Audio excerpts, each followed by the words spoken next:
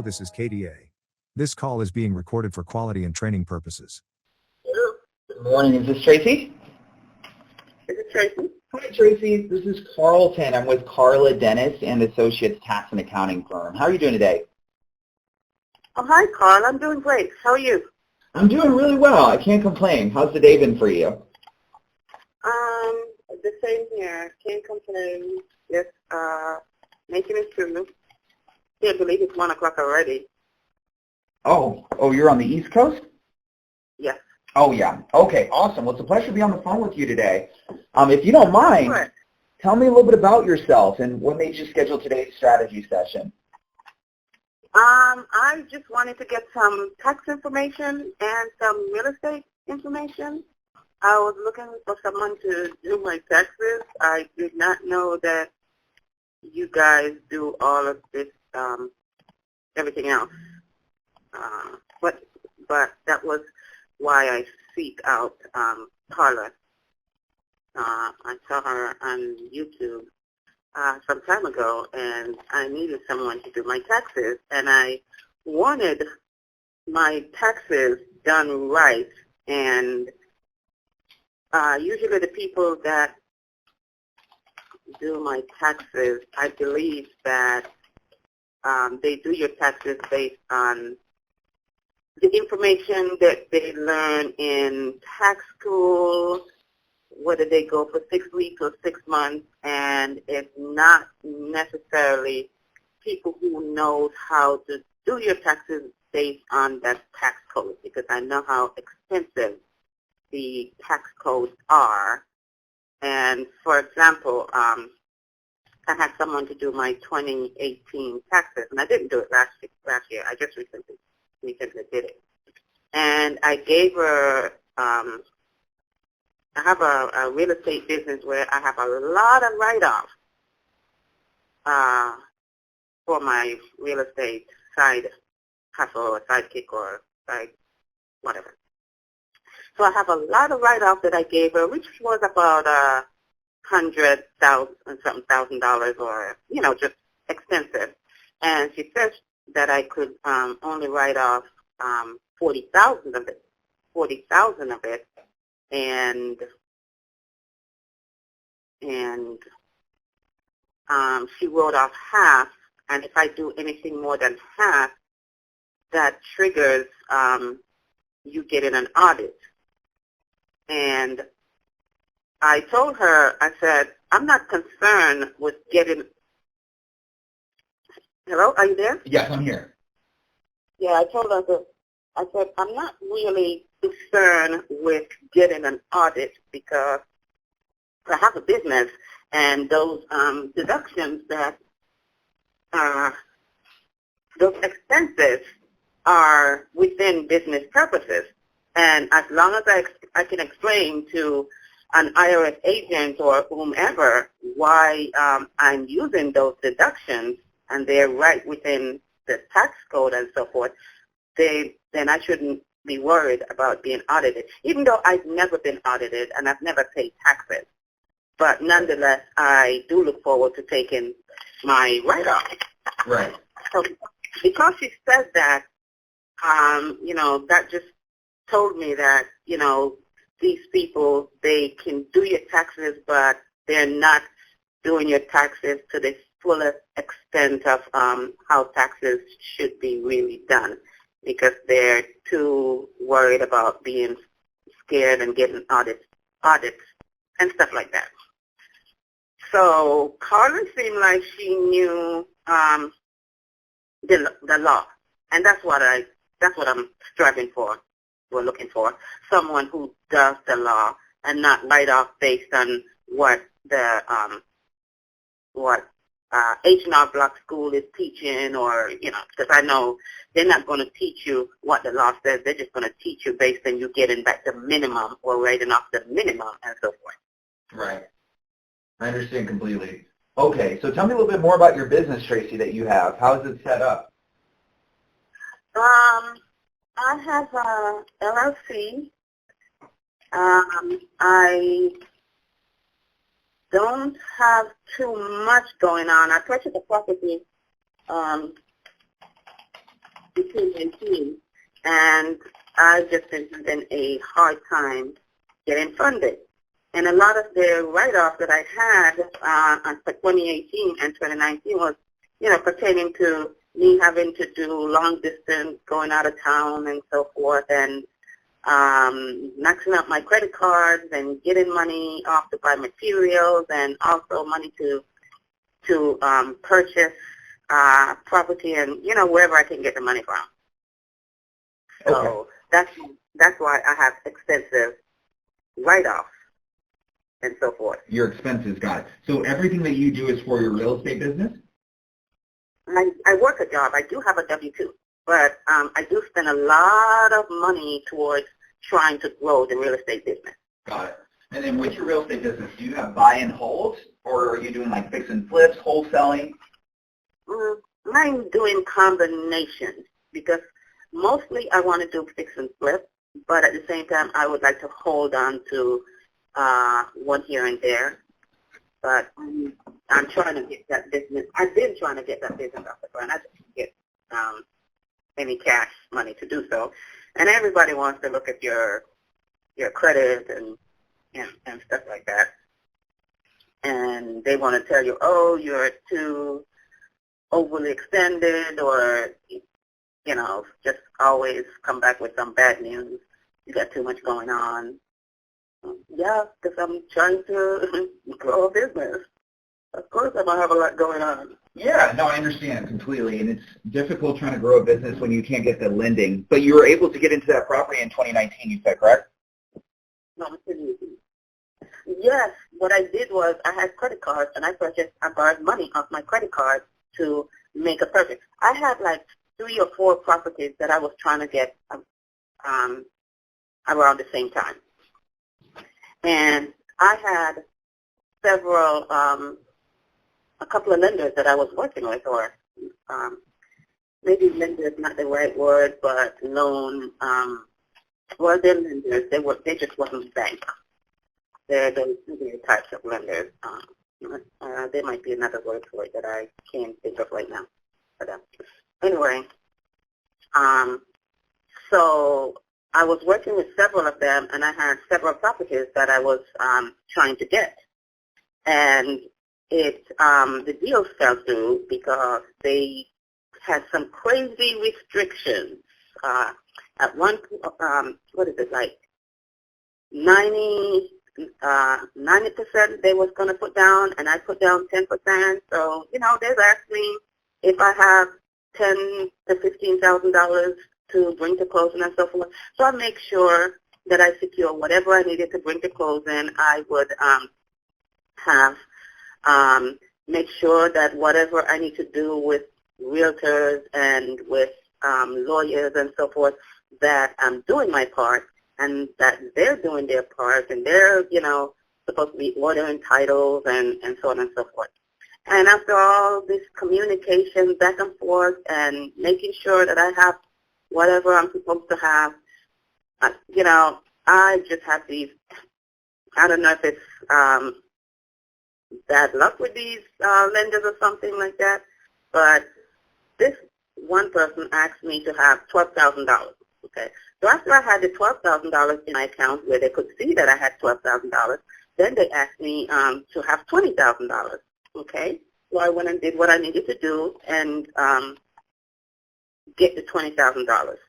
Then they called me and told me I needed to have $25,000. So they just kept going up and up and up like that, while my realtors let me know that you're not going to close on this deal because they haven't ordered the title and you're supposed to close next week.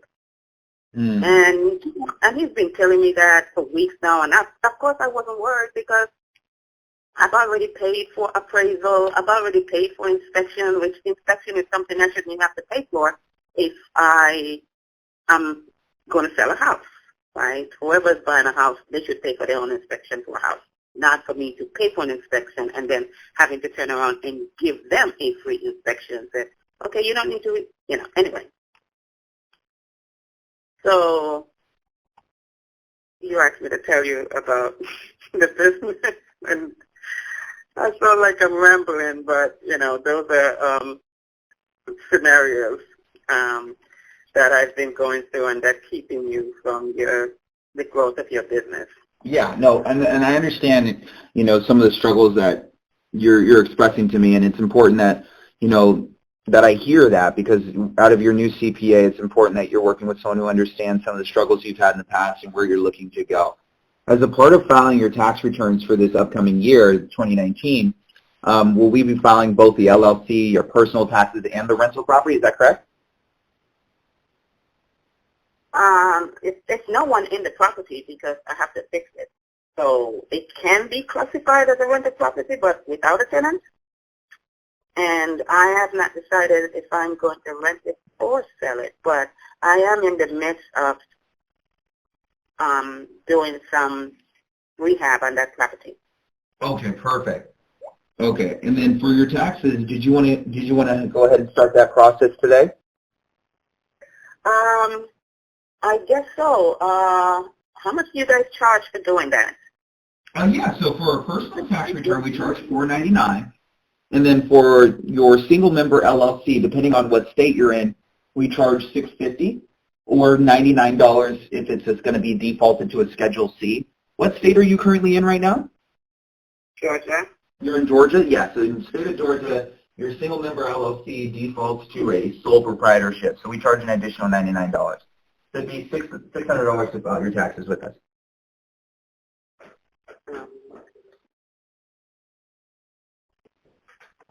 Okay. So it's defaulted as a single member LLC. I also have a couple questions too. So I was trying to get a loan for the the PPP. Mm-hmm. Like, I don't know if you have any insight on that. So I also wanted to find out if what is the best road to go. I did put in an application, but somehow the bank came back and said that they didn't get my application. I don't know what went wrong, because they said they sent me an email, says that they have my documents, which I, uploaded my W-2s and so forth to them. But I wasn't aware that they didn't send me, they didn't get my application, and they did not state in the email that they sent me saying that they got my documents. They didn't say that they didn't have the application. Who does that? That is interesting. So they said that they didn't have your application. Were you able to call the loan company that you went through? Yes, I just spoke to them, was it yesterday or day before yesterday? And I spoke to them last week. Now, I called them when I sent in the application, which, by the way, this was April 27th. And they, first they said they didn't get it. They didn't see it. So I did it again. And so for the second one, when they sent me the information saying that they got my documents, I'm like, okay, good, they got my application and so forth. So I thought, okay, well, they just dragging their feet, or I guess it takes that long to get some results, So I called them on the 30th, and they told me that they informed me that they did not get they didn't get my application, but they got the document. So when I went to my email and checked, I saw where they did send me something saying that they got the document, but nothing stating that they didn't get the application. So again, I called them back, and I had some pretty choice words with them yesterday because they told me on June 30th that the deadline was today, and they're no longer accepting application because it's been taken down from their site. This was Navy Federal, the bank.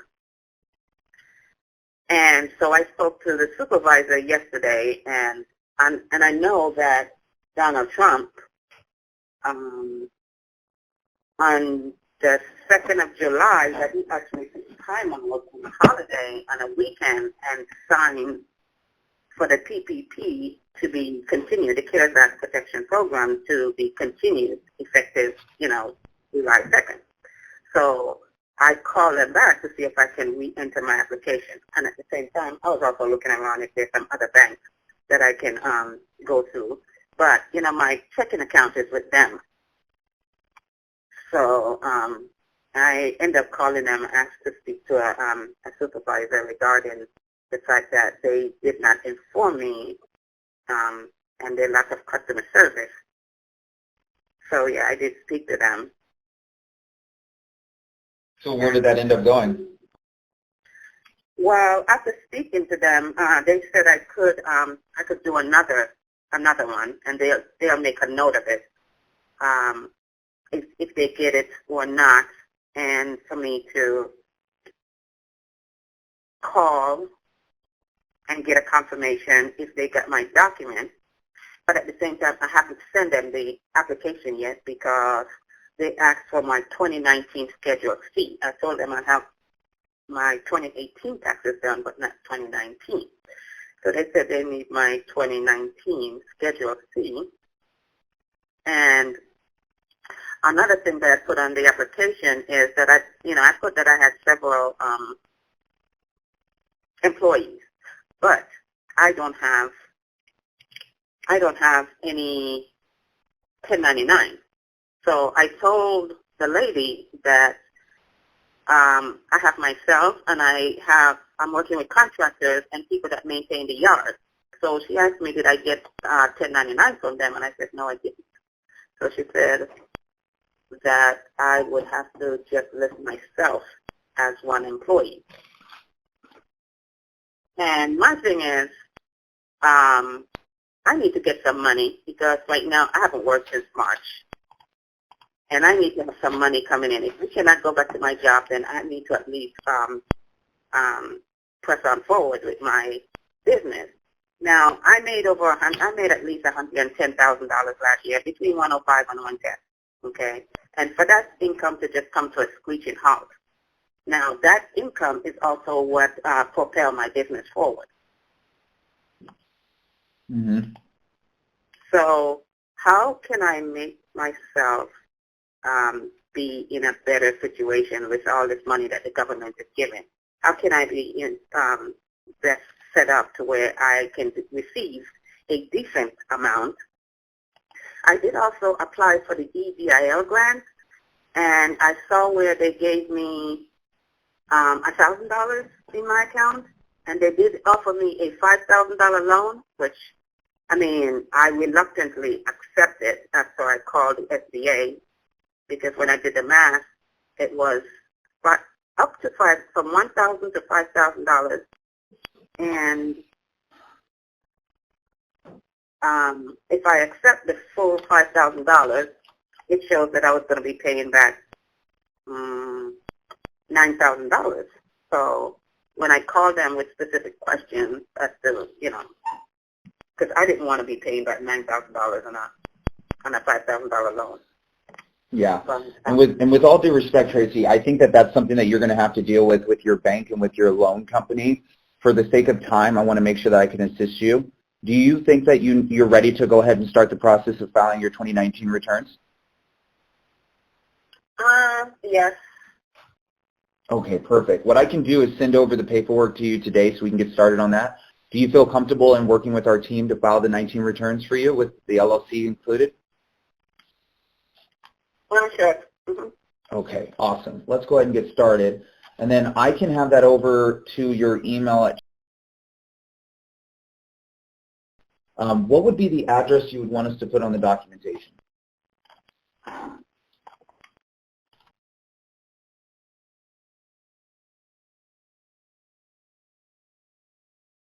Okay, so let me go ahead and get started on this. And that way we can get this over to you. So we send out engagement agreements electronically, Trace. And when they come over, they're electronic for you to download, sign, and then once you sign it, it comes back over to us electronically. The engagement agreement's about 7 pages. It goes over our tax preparation process. With tax preparation, you only pay half when you sign, and then we don't render the other half of the payment until after we completed the tax returns. We also will create an online portal for you where you can upload a copy of your a copy of your W-2s, 1099s, mortgage interest statements, property tax statements, pretty much all of your income and expense items that we'll be including on the tax return. We'll start off with the engagement agreement, And then once that's signed, we'll send over the portal so you can start uploading your documents. And during your tax appointment that we'll call and schedule for you, we'll be working through your deductions over the phone with you, so that way we can tie everything into your taxes. Okay. So you say you're going to schedule an appointment? Mm-hmm. Yeah, we schedule an appointment after you sign the paperwork so we can have a tax appointment and talk through everything. So how long will it take to get my taxes done, you know? Yeah, absolutely. So right now we're up against the clock with the extension, so we would want to play, or with the deadline, so we probably want to place you on extension for the time being to give us the time to have a tax appointment, get the data we're going to need from you, and to file the return. Once we have all paperwork, we do have a 10-day turnaround period. So it'll be after we can go ahead and get all your data and schedule that tax appointment for you. So because I'm even more in a crunch because I'm trying to get this done so I can get that Schedule C over to the application, I think. Okay. Yeah, we have a, did you want to expedite the return? What are we talking? So we charge an additional $250 to expedite the return. No, I'm already up in crunch with money. Okay, so you want us to send the engagement agreement with the $600 fee reflected, which will be an obligation of $300 today, $300 upon completion. $300 today and $300 upon completion? Mm-hmm. Okay. All right, I can handle that. Okay, we'll get it emailed over to you. Will you be paying American Express, Discover, MasterCard, or Visa? I have to see which one of these credit cards I can put it on. Okay. It'll be on a credit card. Okay, not a problem. And then is the email that we have the great email for you? Mm-hmm. Okay, we're going to go ahead and get started on this right now. And then Tracy, once we onboard and we're engaged, we can also address some of the questions that you might have in regards to the EIDL and PPP loan. We worked with a lot of clients on helping them qualify.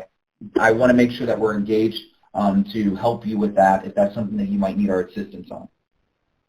Yeah, I don't think I need assistance with the EIDL. I just need assistance with the PPP because, you know, the fact that they told me I could only do myself when I am actually employing other people to do the job. I don't think that's right. Yeah. Okay. Well, we can do, well, you need to employ yourself, but not other people. You're absolutely right, because that payroll needs to go towards you. So it's all about how we structure it, and that's something we can coach you on. So we'll send over the paperwork for the tax preparation so we can begin the conversation and start the relationship. And then when you have your tax appointment, we can address some of those other questions that you have in relation to the PPP. Okay. Mm-hmm. Was there any other questions that you had for me today that I didn't address?